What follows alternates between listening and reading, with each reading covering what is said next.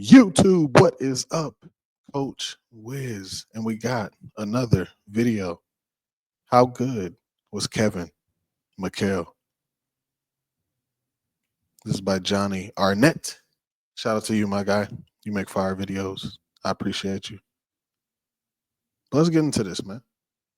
You feel me? Kevin McHale, super underrated to me. One of the greats to me. One of the best power forwards ever to me. You know what I'm saying? He had the footwork. He had the drop step, the step throughs. You feel me? Pump fakes, shoulder fakes, whatever you wanted on that block. We're going to show him some love today, man. Y'all know what we do here, man. I react to the legends, the golden era of hoops. Huh? Let's tap in.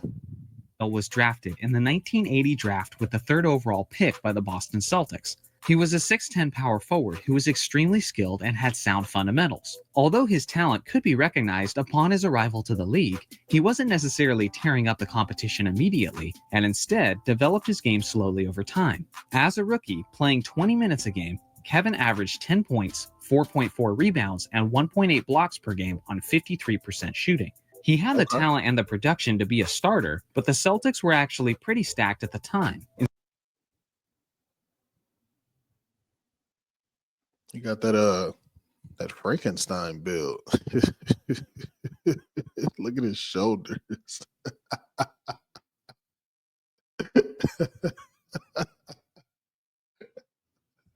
Especially in terms of their big men.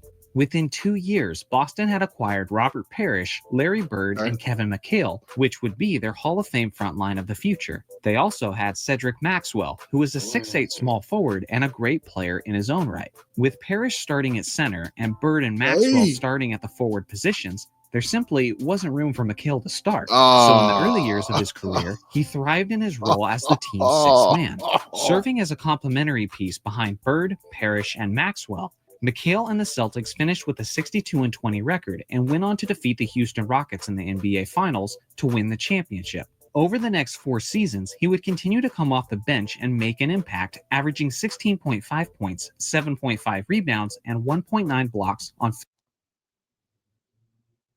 Yeah, Kevin McHale was super efficient. Almost 17 off the bench, 55% shooting. You don't see that no more.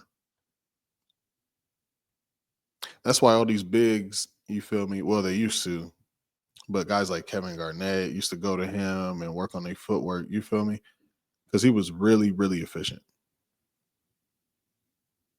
Got to put some respect on Kevin McHale's name, man. 55% shooting over those 4 years. In 2 of those seasons, he was the 6th man of the year. And in 1984, he added his second championship ring in a 7-game series victory over the Lakers. At this point, McHale had already built a nice resume for himself, but his career was about to take off to another level. In September of 1985, the Celtics traded an aging Cedric Maxwell to the Clippers for Bill Walton, who would serve as the team's backup center and as their new 6th man. The departure of Maxwell meant that the starting forward position had now become available to McHale, and Kevin was quick to make Boston forget about their previous starting forward.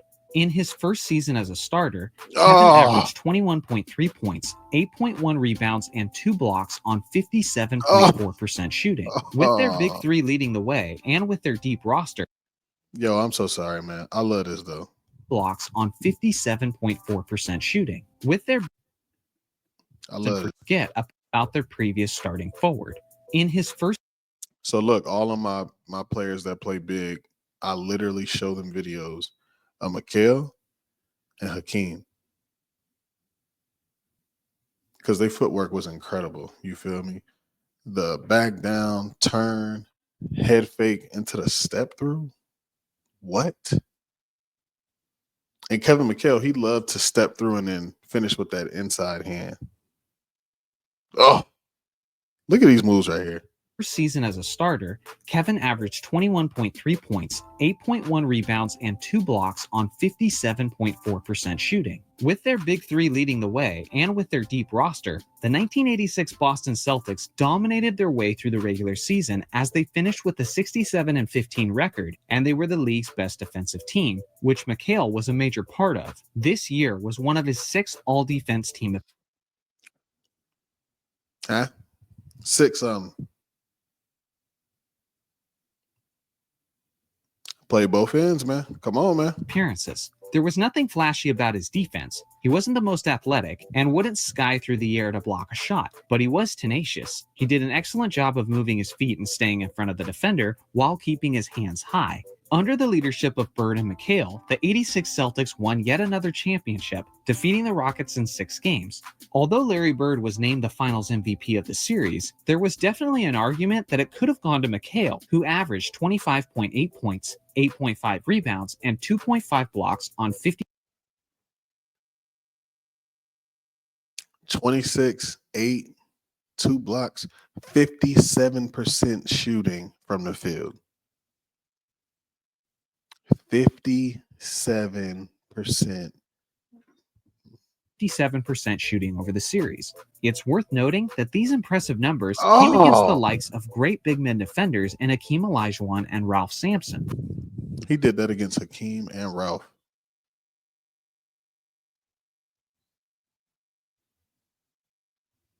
The original Twin Towers.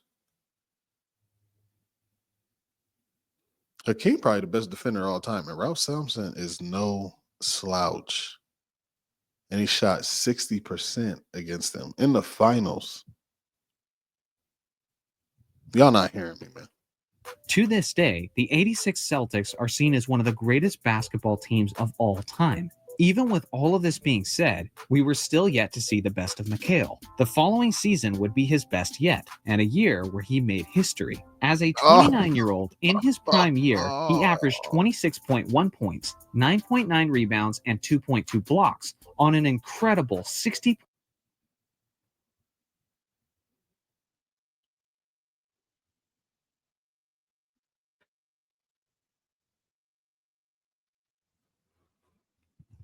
Bro, y'all see this? 26, 10 to 60% shooting from the field.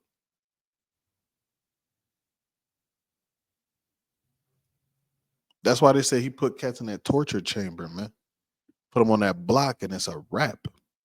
0.4% shooting. His 60.4% shooting came on 17 shots per game. Players almost never score that many points with such high efficiency. In fact, in the history of the league, no one has ever averaged as many shots as McHale did that season and shot the ball more efficiently. He also shot 83.6% from the free throw line, making him the first player to ever make your free throws. There's no excuse. Shoot 60% from the field and over 80% from the free throw line in the same season. It was during this stretch of his career that the term torture chamber came up a lot. This was in reference to the players who had to guard McHale in the low post. At the time, he had arguably the best footwork and low post moves in the game, right there with Hakeem Olajuwon. It was also extremely difficult for defenders to contest his shot, since he was a 6'10 player with a high release point way above his head. With how unstoppable he was as an offensive player, it made sense why they said his defenders in the low post were in his torture chamber. Towards the end of the 1987 season, the best year of his career, with just a few games left before the playoffs, McHale broke his navicular bone in his right foot. This ultimately would be a... Yeah, this is what kind of hurt McHale. This and the fact that he, came off the bench for what, 4 years, 5 years? 4, 5 years? So he came off the bench for 4 years. He gets hurt. No, he comes off the bench 4 years. He starts for, I think, 2. And then he gets hurt. And that kind of really, the injury really messed him up. Career-altering injury for the big man. Doctors advised him to get surgery and sit out the rest of the season, which is what just about any other player would have done, but not Kevin McHale. He was one of the toughest players to ever play the game and desperately wanted his Celtics to repeat as NBA champions. So he played out the rest of the regular season and throughout the playoffs on his broken foot. Was this incredibly tough? Yes. Was this... They don't make them like the 80s no more, man. They don't make them like that no more, man.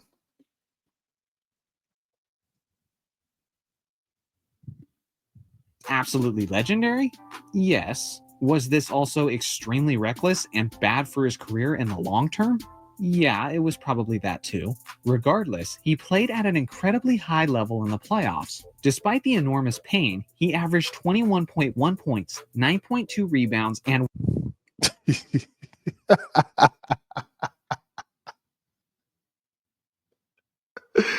Yo, 21 and 10 on a broken foot is crazy.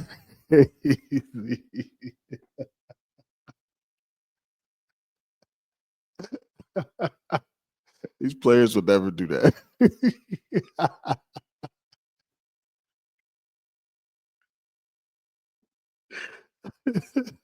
They would never do that nowadays. They get a sprained ankle. I'm out.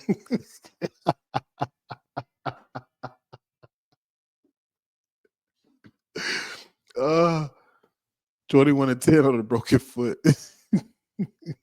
1.4 blocks on 58% shooting throughout the 1987 postseason. Despite his courageous effort, the Celtics came up short, losing in the NBA Finals to the Lakers in 6 games. He would get surgery on his foot in the offseason, and he would have some really great and productive seasons afterwards, but his Celtics were done winning championships, and he would never again return to his prime form that he had experienced before the severe injuries entered his career. When you look at his averages and his rankings on the all-time list, it might seem a bit underwhelming, but you have to consider the fact that McHale spent most of his career as either a sixth man with limited minutes or as a star dealing with injuries. The reality is he only had 2 healthy seasons as a starter before he broke his foot in March of 1987. He didn't have the longevity that many other greats have enjoyed, but the truth is, when he was good, he was really, really good on both sides of the basketball. Let me know in the comments section where you rank a prime Kevin McHale among the greatest power forwards of all time. Thanks for watching as always. Make sure to like and subscribe for more NBA.